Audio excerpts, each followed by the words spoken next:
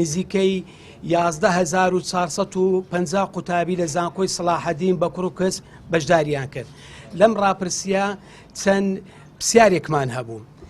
یەک لە پرسیارەکان ئەگەر یەک پۆشی ڕابگەێنێت ئایا ئامادەی جێبەجێ بکرێت یان نا، ئیمڕۆکە پێتان ڕدەگەێنین 170.6 لەوانەی وەڵامیان دایتەوە لەگەڵ وەنا بەڵێ ئامادەین یەکپۆشی جێبەجێ بکەین.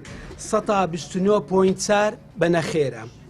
نووسیتمان ئێمە دوو جۆرمان ڕاگەیان ڕەساسی سپی ڕەش سپی. ئایا چ جۆرە ڕەنگێک لا پەسەندە 174.6 لەگەڵ ڕەنجی ڕەش و سپیە.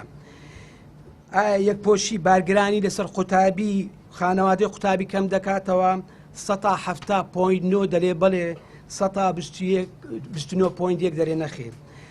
ئایا بە باشی دەزانی جیاوازی هەبێت لە نێوان ڕەنجی کوڕان و کچان 158.3 نەخێر 141.7 بەڵێ.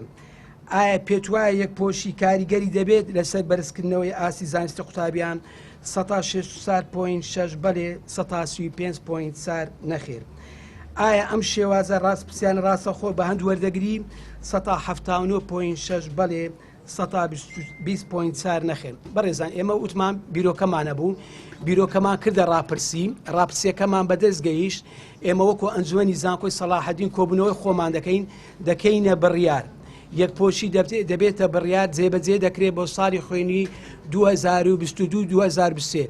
بەس وەکو ئێوە بەڕێز ئاگادارن ساڵنامەی خوێندن لە چارینۆ دەست پێ دەکاتن. چارینۆ ئێمە مەجال دەدەینە قوتابیان تاوەکو یەکیدا سەرتا دێنەوە لە یەکیدا دەچێتە بواری جێبەجێکردنەوەی مەجالیان بدەنی ئەوانەی هاتینەوە مەسەرەن پێڕانەگەیشتنە جرکاکان بکەم.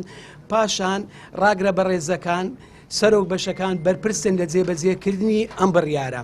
لە بۆ ئەوەش وەکو بیرهێنانەوەیەک ئەگەر بگەڕێنەوە ڕێنمایەکانی بەرزفتەی قوتابیان، ئەو ڕێنمانی بەرزفتەی قوتابیان هەیە لەوێندا لە مادەی دووەم ئاماژەی پێ کردووە کەوا هەر قوتابیەک پابەند نەبێ با یەکپۆشی سزای چ دەکرێتن سزای تەنبێ، جاری دووەم نەکرێتن دەبتە ئینزار، جاری سێم دەبێتە چ دەبێتە فەسڵ بۆ ماوەی هەفتەیەک.